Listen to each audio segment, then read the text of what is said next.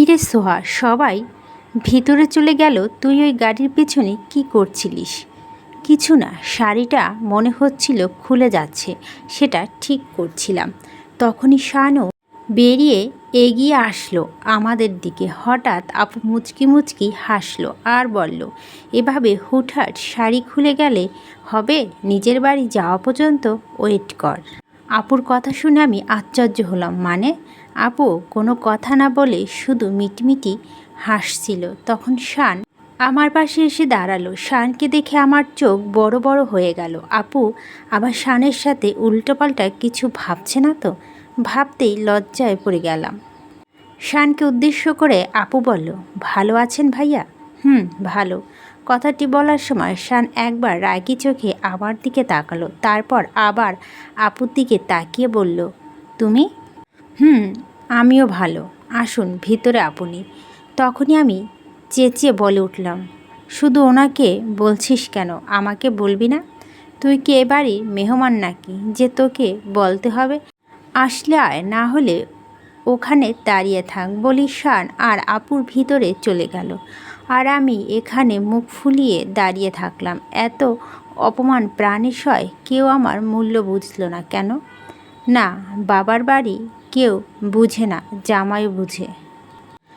যেই দিন আমি থাকবো না ওই দিন বুঝবে সবাই। নিজের মনে বকবক করতে করতে বাড়ির ভিতরে ধপধপ করে পা ফেলে চলে গেলাম। আমি, আপু, আরশ ভাইয়া তিনজন একসাথে বসে আছি। মা রান্নাঘরে সবার জন্য নাস্তা তৈরি করছে। যদিও আপু অনেকবার উঠে যেতে চাইছিল, কিন্তু আরশ ভাইয়া বারণ করেছে যেতে।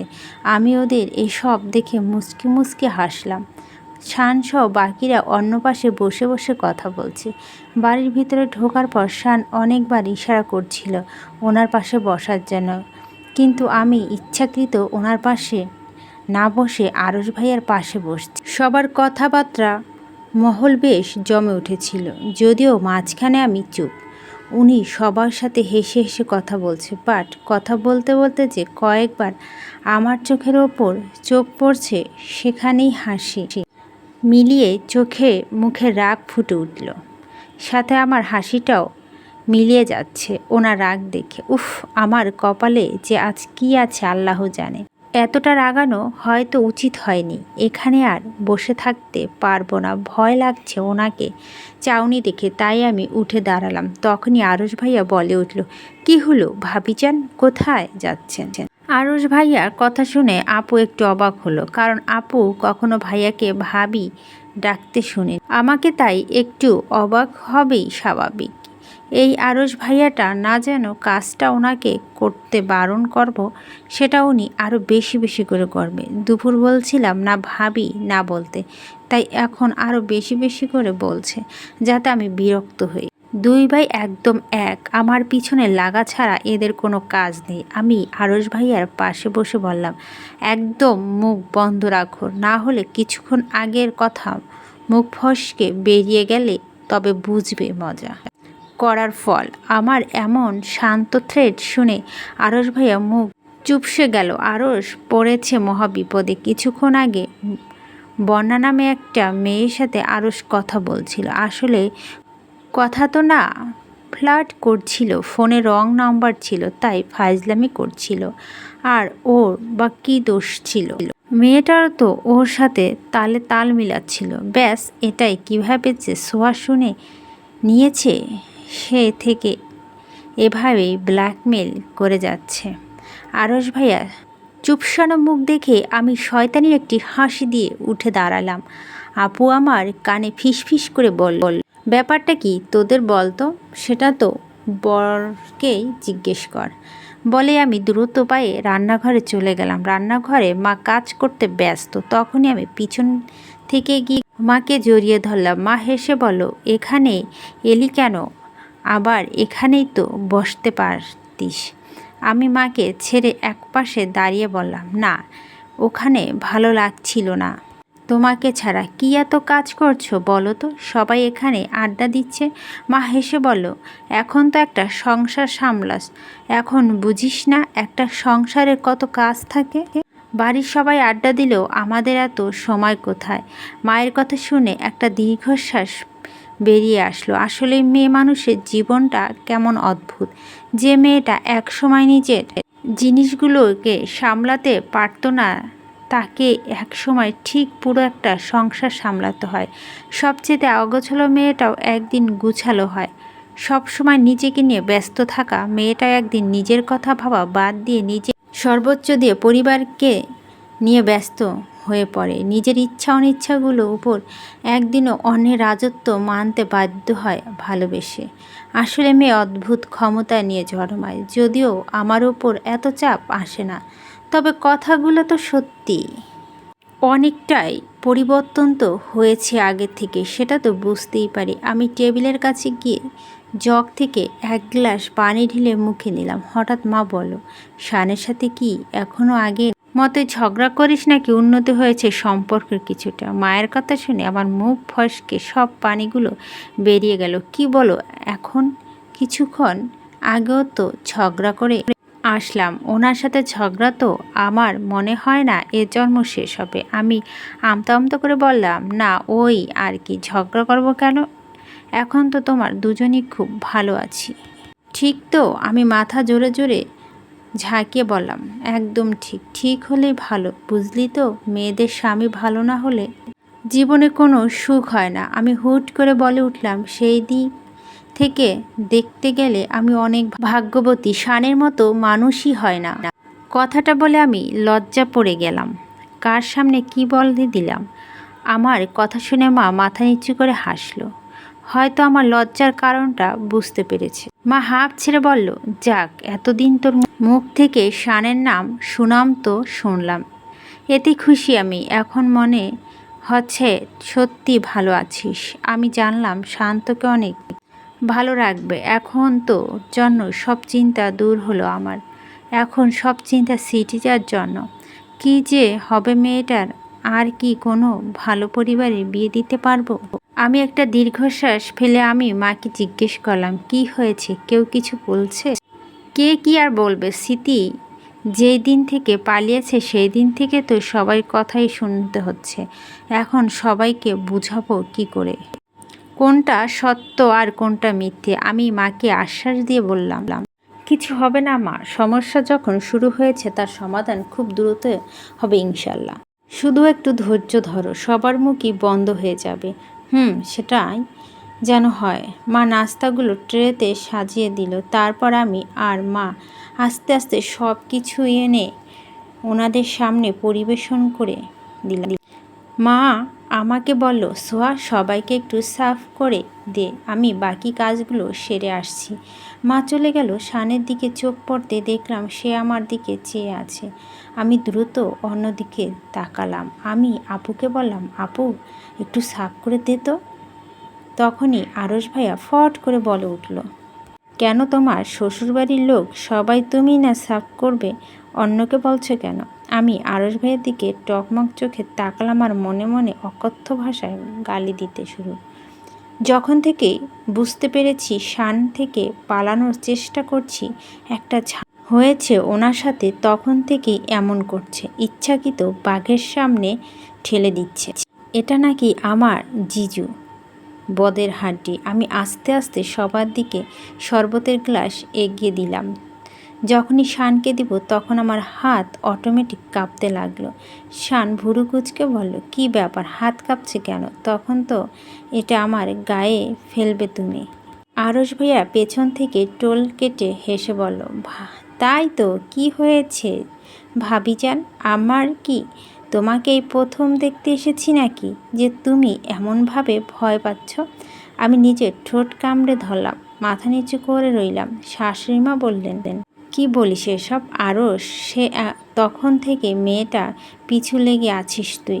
ওহ মা, ভাবির পেছন দেব লাগবে না তো কে লাগবে বলো? এদের এসব কথাবার্তার মাঝে শান আমার হাত থেকে শরবতটা নিয়ে নিল আর কানে কানে ফিস ফিস করে বলল, তখন আমার দেওয়া শাড়িটা পরনি না? এইবার দেখো আমি কি করি। ওনার এমন শীতল কথা শুনে ভয় পেলাম।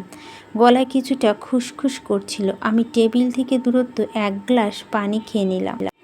শান আবার কি করবে কে জানে। আমি গিয়ে আবার আরশ ভাইয়ার পাশে বসে পড়লাম। মাও কিছুক্ষণ আগে এসে আমাদের সাথে যোগ দিয়েছে।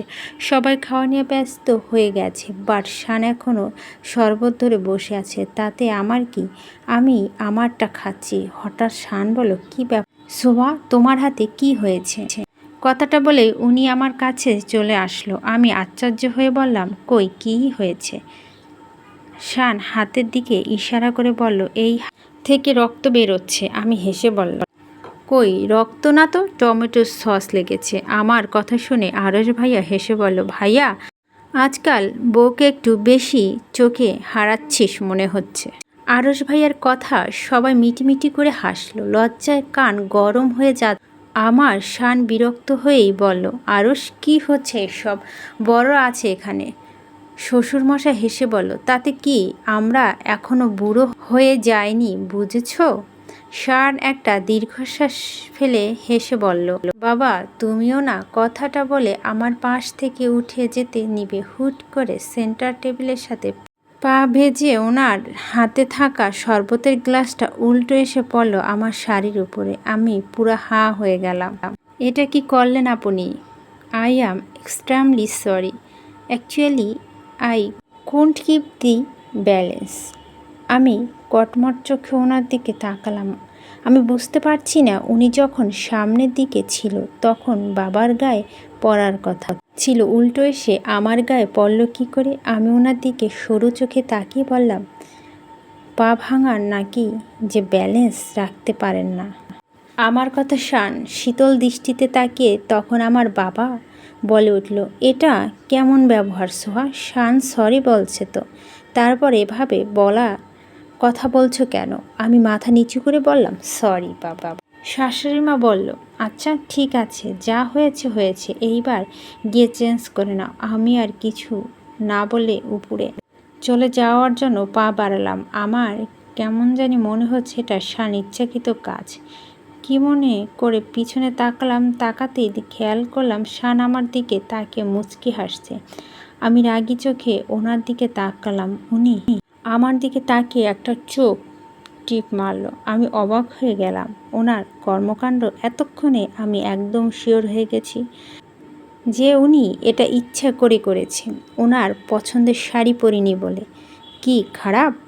আমি মনে মনে অসংখ্য গালি দিতে লাগলাম শানকে। রুমে গিয়ে আমার কাবাট খুলে একটা নীল রঙের 3 পিস বের করে নিলাম পরব বলে। তখনই আপু কোথা থেকে দৌড়ে এসে বলো, সোয়া এটা পরে নে। আমি অবাক হয়ে গেলাম, এটা কি শাড়ি তুই কোথায় পেলি?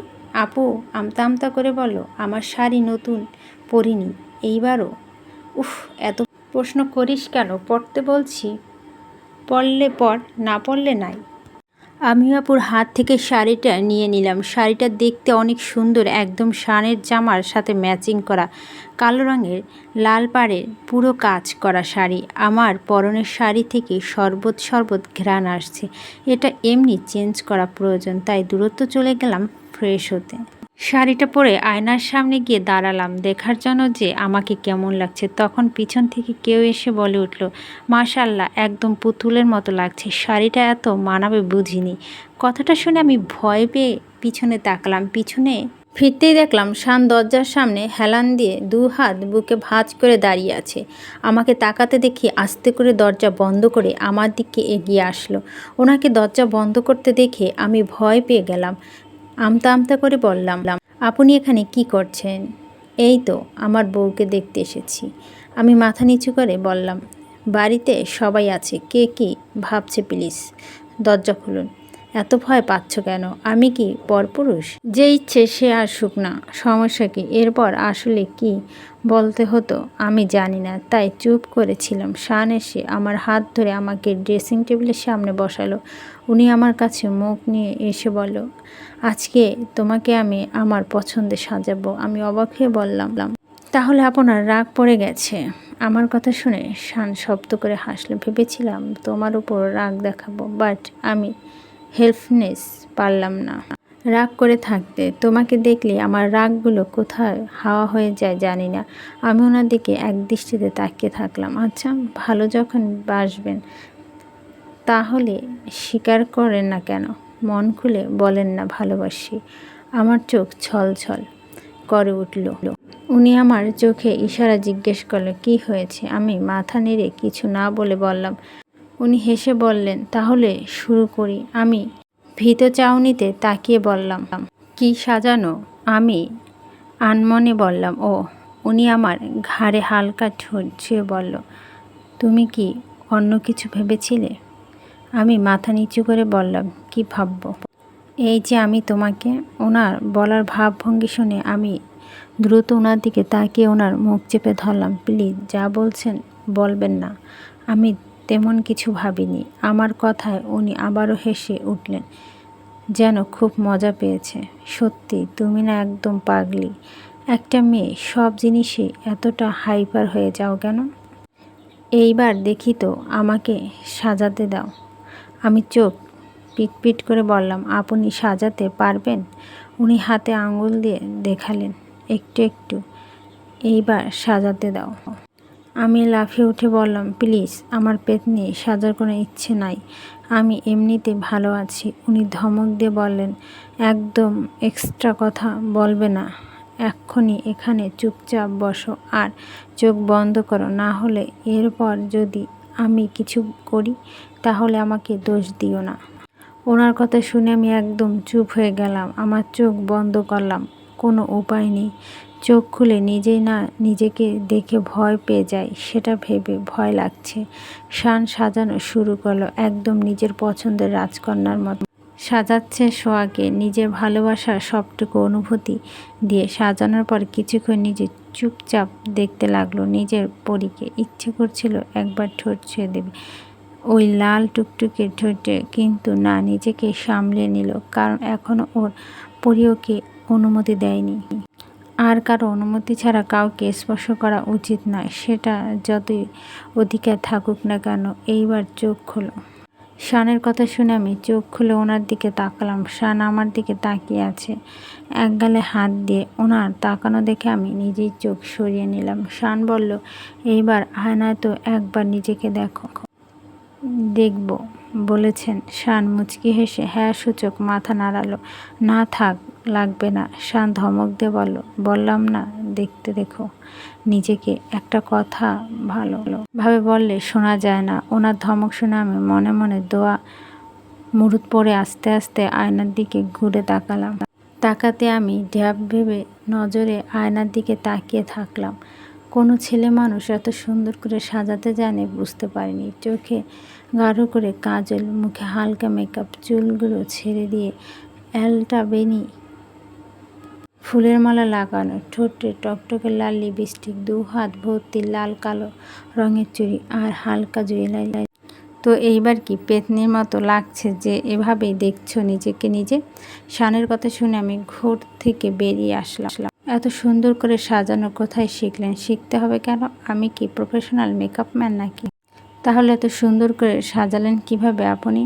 নিজে স্বপ্নপরীকে সাজানোর জন্য সাজাতে জানা যায় না, এমনিতেই মনের মাধুরী মিশিয়ে আঁকিবুকি করলেও সেটা সুন্দর হয়ে যায়। নিজের বউকে নিজে মনের মতো সাজাতে পারি এইটুকু জানি। আর আমার মন হয় সব পুরুষে জানা উচিত। তাড়াতাড়ি নিচে আসো, কথাটা বলে উনি চলে গেলেন। আর আমি ওনার যাওয়ার পানে একদৃষ্টি তাকিয়েছিলাম। ভালোবাসা কত রং হয় তাই না? কতভাবে প্রকাশ করা যায়। কেউ বলে প্রকাশ করে, আবার কেউ অনুভূতিতে। আসলে অনুভূতির মাধ্যমে সর্বোৎকৃষ্ট মুক্ত সবাই সব কিছু প্রকাশ করতে পারে, কিন্তু অনুভূতির মাধ্যমে কয়জন পারে অন্যের মনের অনুভূতিকে ছুঁয়ে নিজের কাছে আনতে?